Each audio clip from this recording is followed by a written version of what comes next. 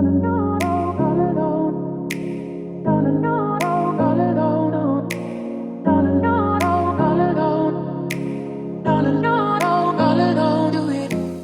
guys, welcome back to my channel. In today's video, I'm going to be sharing my Meps experience as a prior service. So I joined the military the first time 6 years ago as Army, and I rejoined as Army again. So if you are joining as prior service but with a different branch, I am not sure how that goes. I am just going Army to Army and also active. It is a little bit different if you were National Guard or Reserves first and now going active, and then vice versa. So if you are strictly Army, regular Army, and same MOS, then this will be a great video for you. I did rejoin as the same MOS. It's a little bit different if you change MOSs. It's not too terrible, but if you are rejoining the same MOS, then this video is pretty great. So basically in this video, I'm just gonna be talking about the Meps experience, not my entire experience as rejoining. I will be doing a full video on that very soon, just because it was a huge ordeal that I thought was gonna be very quick, but actually took a very long time. So if you were interested in this, I hope you stay along. If not, I hope I see you in another video, but here we go. So the day before Meps, you go to the recruiting station, and the recruiters are the ones that are supposed to take you to Meps, and then you're supposed to stay in the hotel and then do Meps the following day. So when I went to the recruiting station for the bus ride up to Meps, they did a height and weight to make sure that I was in the standard. Another thing to note, if you are just starting your process, is there is a different scale and different standard from regular, I'm going into basic training, versus prior service. There's a different table. So for instance, my height is 5'7". Normally I could be, I think, like 165, but prior service standard is 161. So you have to keep in mind with that. You have to let your recruiter know if you're not seeing the same one, because that was a big thing for me. I would see multiple people throughout my process, and they didn't know that they needed to do prior service standard and not just joining as the first time. So the first thing we did was we did height and weight. We got a check because I passed height and weight. Then we talked about what COVID standards are like during Meps. So basically you're just wearing a mask the whole time. The only time I was not wearing a mask was eating. I had to wear one in the bus the entire time as well. I went with 2 other people at first, and what we did is we went to Meps. We dropped those 2 people off because they needed to take the ASFAB, because I was prior service and I was rejoining as my same MOS within the time standard of not having to retest or go through basic training again. I did not have to take the ASFAB. So we dropped those 2 people off so they could go do their ASFAB. Unfortunately, as you saw in the vlog, I thought we were going to go get some lunch or go to the hotel, pick them up later. That was not the case. We literally sat there the entire time until he had to pick up some other people. So I was in the bus with a bus driver by myself for about 2 hours before we went to the hotel. Went to the hotel, we had to go up to like this liaison person, and they give you your room key. They tell you what time you're going to get dinner, what time breakfast is, where you need to meet the very next day. But because it's COVID time, there is no gathering. There's no really eating together. Basically, they put all the tables away, and it's basically you just call, say this is what I want, go pick it up. They do now have where you can order it online, which I will talk about later on. So once you got your room key, you were told to go up to your room, or if you wanted to do something else, you just have to check out. And you have curfew, I think it's like 10 p.m. So you have to make sure you sign back in. I don't mess with that kind of stuff. So I just went straight up to my room and just chilled for a hot minute. Like I said, I did do a vlog on this. I showed my hotel. So if you're interested in that, it will be in the description box down below to see what it's kind of like.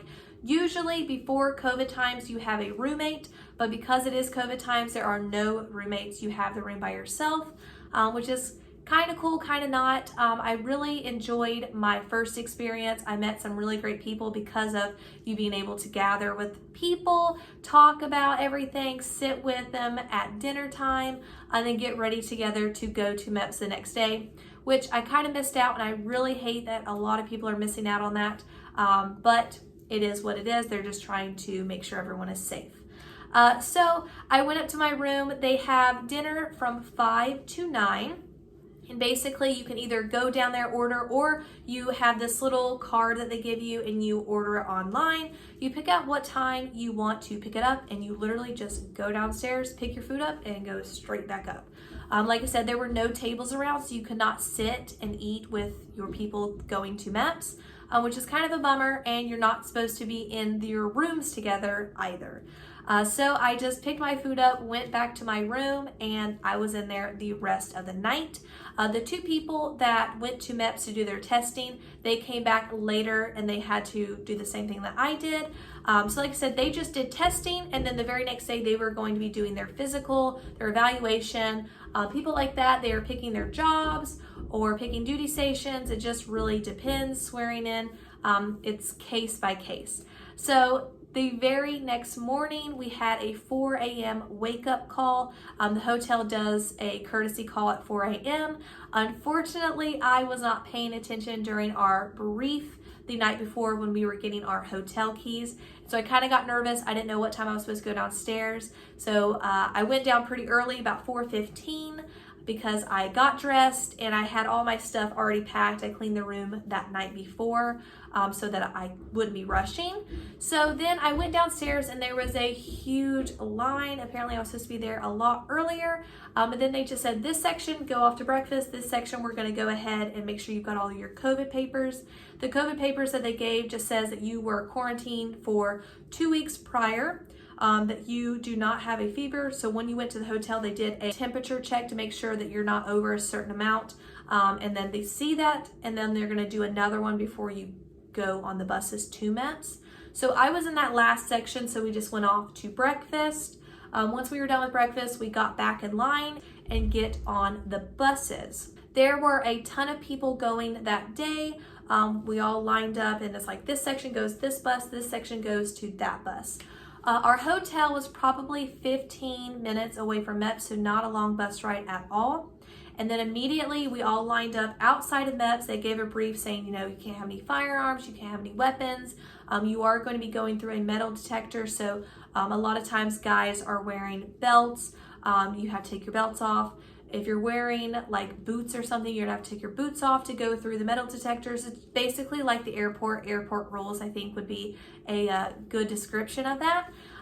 So we go through the metal detector and then you're going to get your temperature check for the last time, hand off your COVID papers to the personnel at Meps, get in another line and head into the doors. So once you get through the doors, you are going to go to the lockers and put up all of your bags that you cannot have throughout the entire day. You have to put your phone up. You cannot have it in your pocket. If you have it in your pocket, you're going to get a lot of trouble.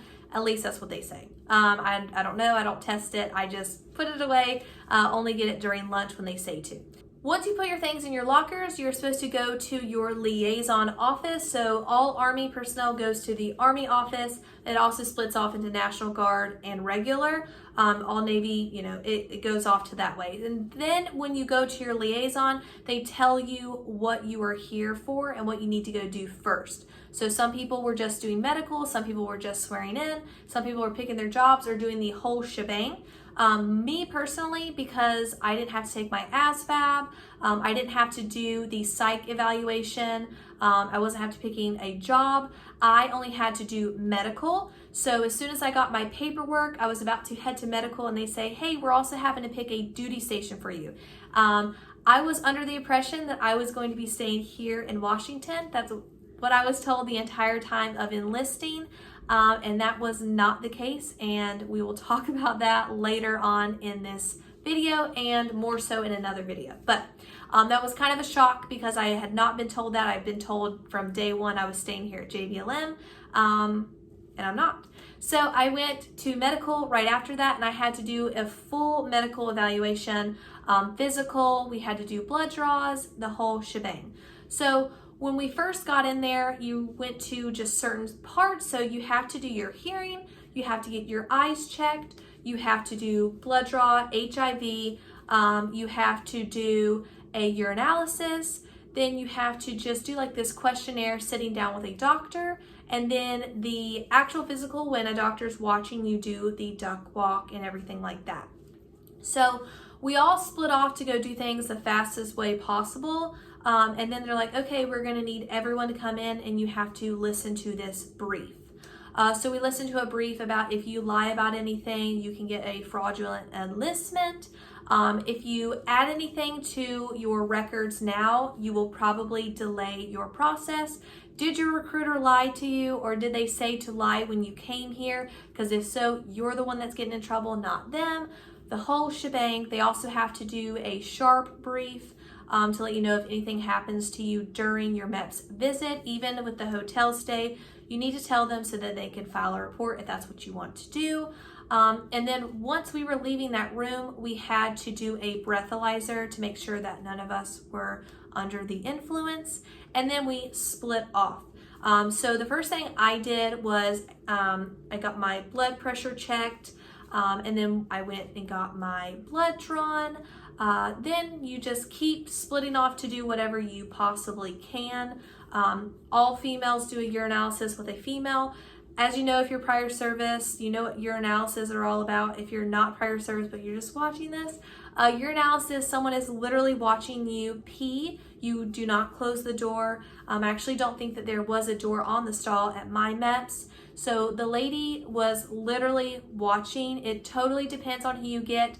I've had some people do urinalysis and they're like, whatever, you know, I'm not gonna watch you pee. She watched, she made you spread your legs. She made you put it down on the floor when you wiped, just to make sure everything was your pee, and she was very thorough about it. So girls go with girls, guys go with guys, or if you need any type of assistance or someone to escort you, you can always ask for that.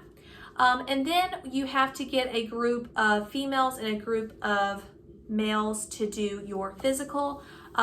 This time around, I had a male doctor do our physical, and basically what he had us do was get in our bra and underwear, which has to be approved. It can't be anything lacy or thongs. It can't be anything provocative. It just is supposed to be a bra, not a sports bra, a bra. And I think it's to show that there's no marks or that you're trying to cover something. I'm not exactly sure, but you have to wear a bra, not a sports bra, and then underwear that covers your butt.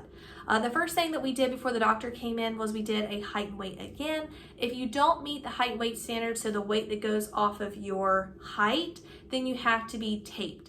Taping is to check your BMI, and there's a certain percentage that you can be depending on your sex and your age. And if you are below that, you're great. To an extent, you have to meet a certain percentage of fat, and same thing with the weight. And if you're above it, you will probably be disqualified for the rest of the day, and you'll have to come another time when you meet the height and weight standard. And your recruiter is probably gonna get in a ton of trouble because that's what happened at ours. So we did our height and weight standards. I did have to get taped just because I was 1 pound off, but I met the standard of body fat. It is different between all of the branches. For instance, when I got my hips taped, I had to be 40 inches. And the Navy girl beside of me had to meet 45. So know your tape measurements before going in.